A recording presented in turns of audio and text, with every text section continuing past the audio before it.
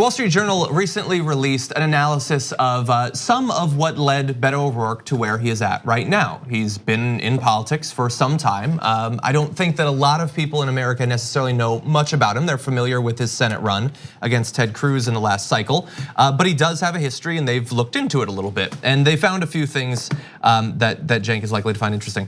So in his first House campaign in 2012, Mr. O'Rourke defeated 8-term incumbent Democratic Representative Silvestre Reyes by touting a business-friendly message to persuade Republican voters to cross party lines to cast ballots in the primary race. In the article, which you can find in the Wall Street Journal, they talked to a number of Republicans in the area to talk about how he was perceived at the time. I'm not gonna waste a bunch of your time with that, but it is there if you want it. And there are some interesting aspects to this, including the way that some political donations early on in that cycle sort of broke in terms of him, but with an interesting slant on the party affiliation. Of the 40 Texas donors who gave at least $2,500 to his first House campaign and other candidates for federal office, 26 of them contributed to other Republicans, but just one Democrat, Mr. O'Rourke. 7 gave to other Democrats, but not Republicans, and another 7 gave to other candidates from both parties. So overall, 457,000 to other Republicans, but just 51,000 to other Democrats.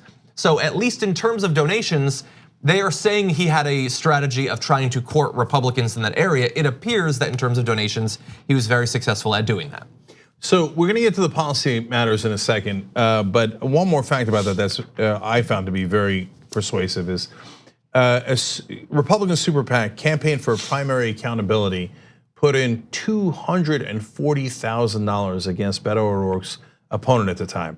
That was Silvestre Reyes, and that super PAC claimed, and it's led by an all-star group of conservative donors, including Leo Lindbeck from Houston, Joe Ricketts, who did horrible propaganda against Barack Obama, Texas oil man Tim Dunn, etc. But that super PAC disingenuously said, "Oh, we were just going against Reyes. We did not look into O'Rourke's policy positions." Really? Okay, if Alexandria Ocasio-Cortez was running against Reyes, my guess is you would have looked into her policy positions. Yeah, these PACs saying that, oh, golly gee, Beto O'Rourke was more conservative? I didn't know that. Total nonsense. That's a lot of money in a Democratic primary, $240,000 for a conservative PAC to put in. All right, before we get to policy, Tommy, I'm curious, does this concern you at all or no? I mean, I need to learn more about it. I mean, first I want to say one thing. So I've interviewed Beto a couple times. In my company, we co-produced a documentary about Beto O'Rourke's Senate campaign. We started working on it in 2017, but obviously the fact that we were part of this project is relevant now. So I don't expect we'll make any profit on it, but if we do, all that money is going to vote.org. So I just want to disclose that to everyone. Great.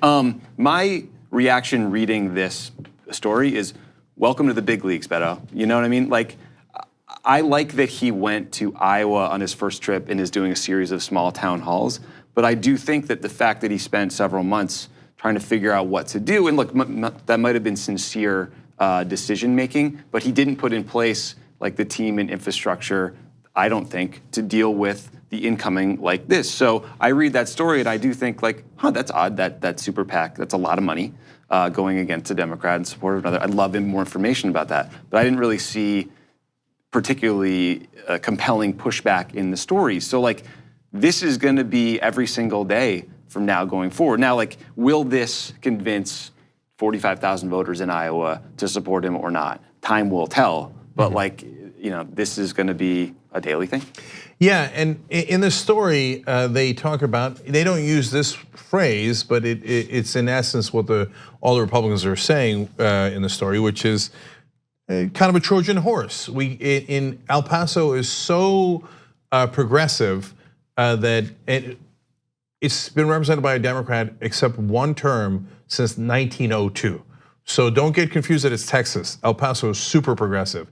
That a Republican has no chance of winning. So you'd have to back the more conservative Democrat. Now look, in the beginning, Beto O'Rourke in that campaign, now going towards policy, even said he was against the Affordable Care Act. Yeah, I got the details on that. Now, on the other hand, he voted 100 times to keep the Affordable Care Act. So those are super relevant. And let me dismiss some of the things that I am not concerned about. So if he was a Republican in the past, who cares? I was a Republican in the past. It matters how you evolved, when you evolved, all those things, right? and I think evolved is a good way of putting it. So I think it's a disqualification in elected office and punditry. Okay, yeah, of course you would think that. No, seriously, and then they say like he ran a small business and he might have gotten some donors who were Republicans. Don't care, because a business is totally different than politics. So we get flack for the first group that ever gave us any money, and it was a loan. Were Republican because it's Buddy Roemer from Louisiana. And he was a governor of Louisiana, and he was a Republican and a congressman, et cetera. But he and I both agree on getting money out of politics. But it had nothing to do with investment. It had to do with making money. They are Republicans. So we have since paid them back. So again, glass house here if that's a problem. But certainly, I don't think that's a big deal because people who invest in businesses are usually thinking about their investment, right? Yeah. When you invest in a politician, that's a different story. Because if you're looking for return on investment on that one, that affects all of us, okay? So now going to those policy positions, John, you want to take it on the policy? Yes, so we've got a number of different areas where he was very friendly with business. Understand that these tend to be clustered in that sort of economic, business-friendly, democratic traditional thing. It's not like he was like, hey, secretly, I'm anti-abortion, give me money. It wasn't that sort of thing. We haven't seen anyway yet. We'll see if what the Wall Street Journal. No, I know. I'm kidding. But this is mostly business stuff. So, for instance, during his time on the El Paso City Council, Mr. O'Rourke suggested eliminating the city's law enforcement labor unions. A stance he has since rescinded. This news, by the way, comes out on the same day that we find out that Bernie Sanders is going to have the first ever unionized campaign staff as a presidential candidate. So that's significant. Yeah, and guys, as we say every day, we do nuance, okay? So it's not everything's black and white. Could a cop union have too much strength in a particular city? California. It could. Yeah, and I could think of a few times that cops unions have done bad things. Yeah. But we're putting that out there. Okay. We also have in a candidate questionnaire published 2 days before the May 2012 primary, Mr. O'Rourke called for raising the Social Security eligibility age and means testing federal entitlements. He criticized Mr. Reyes for voting, quote, party line with other Democrats. Yeah, I see there, I'm almost done with him because I don't care about the party line votes. Anybody can vote any way they like. But when you say we should raise the Social Security age, that's a hell no. And then talking about entitlement programs in that way. I mean, I guess he's changed his mind, but they should ask him and he should have a really good answer. But those are, in my mind, totally unacceptable positions. Well, so he's going to hear about those positions every day, and you're right, he has to answer those questions. So I think some of the progressive policy case for him in Texas, he was pro-drug legalization, he was in favor of health benefits for same-sex couples. He is so progressive on the border that he thinks that we should tear down the El Paso area wall between the US and Mexico. He voted to curtail NSA powers under Obama and a check of Obama. He opposed the intervention in Syria. He said that Obama needed to go get congressional authorization to go after ISIS. He didn't take PAC or lobbyist money. So look, as you say, there's a mixed bag of very progressive, like extreme progressive on immigration, and then some of the policies you talked about that I think he's got to answer for. Yeah, and look, some of that is great. I love holding people accountable on the warrantless surveillance. Tearing down the wall is a political gimmick. It actually costs more money. I don't know. I'm not overly impressed by that. Yeah. I think the wall is like the original sin of immigration policy because workers used to go up to the US for 6 months and then come back, and it was just cyclical immigration, and now people get stuck and stay. Yeah, but if we're going to do that, let's do it, East German style. Let's just grab some pickaxes. Don't cost any money. People get their frustration out. We'll be all right. That'd be a good time. Okay, yes, or get some graffiti on there. I don't know.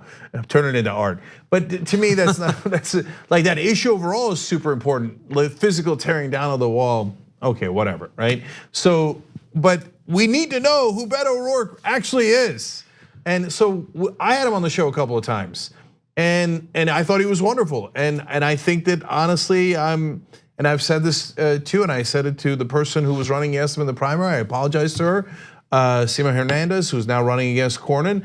I should have done a better job of vetting. I knew he was in the New Democrat coalition. That should have been a bigger red flag. He's not in the Progressive Caucus. Afterwards, Third Way came out enthusiastically supporting him, and then I got no interest. And now today he has unfortunately confirmed those concerns. So look, why was I excited about him in the first place? because he doesn't take corporate PAC money. I've told you this 1,000 times. And he did that before it was in vogue. So that gives you a sense of authenticity, and so did the way that he campaigned. But then you see this, and it's pretty damning. And today, in response to a question, he said that he is, quote, no longer sure about Medicare for all or a single payer system, and how that might not necessarily be the fastest way for us to get there in terms of single payer. I don't get it. So you know what would be the fastest way of getting a single payer? By voting for single payer. So don't give me that nonsense about, no, I plan to get there in 28 years by a series of incremental steps, and that's why I'm better at getting there. I don't believe that for a second.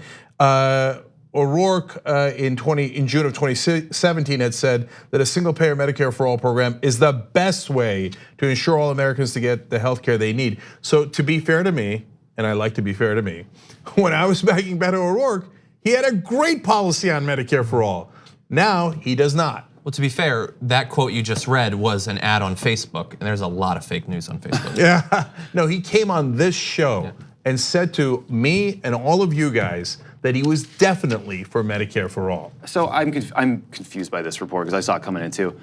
Like, I'm for Medicare for all, but I also know that there are literally, I think, 10 plans, right? Like the Pramila Jayapal plan is the most progressive. It's more progressive than Bernie in that it phases in 2 years instead of 4 years. It has all these really interesting ideas around long-term care for seniors that are disabled. So like, there's room to the left of Bernie, which I think no one probably thinks Bernie is like a pure Medicare for all. I thought that Beto was in support of like the Center for American Progress proposal, and I'm sure that will win him a lot of points on this show, pro cap. But you know, they have a plan that is, I think, a touch to the right of Bernie, but that gets you to universal care without removing the private insurance market, which I think for policy reasons people can say is a good or a bad idea if they want. But like, I read this and I was just confused. Mm-hmm. Yeah, so it just real quick on that. Neera Tanden, president of Center for American Progress, came on the show and talked about Medicare Extra for all is what they call it, right? And you know, look, in the Obama years, that's what I was arguing for. I was arguing for a public option and then steps to get there. So it's not like it's an indefensible position. At this point, I think we need the fierce urgency of now. I think we can get Medicare for all. I think Jayapal's bill is fantastic. I don't think we need to do any half steps or quarter steps. And you see what Republicans do. You do a quarter step and they walk it back 90%. Jesus Christ, and then we got to keep fighting and fighting. Yeah. No, when Roosevelt did Social Security, when Lyndon Johnson did Medicare, they never got to bring it back. You do Medicare for all. Look, there's a reason why Medicare polls is 77%. Because people love it when they have it. My parents, they went on Medicare. They're like, oh my God, we had no idea how good it is. Well, bear in mind, with Social Security, they've never been able to roll it back, but some people want to raise the retirement age. I'm joking. Anyway, but yeah, and by the way, look up Jayapal's plan because she explains very well why the rollout needs to be very fast because of ways that insurance companies can game the system. Yeah. I think it's very important for every candidate to make clear whether they would keep private health insurance companies in existence because there is wide disagreement on that, including amongst self-described progressive candidates.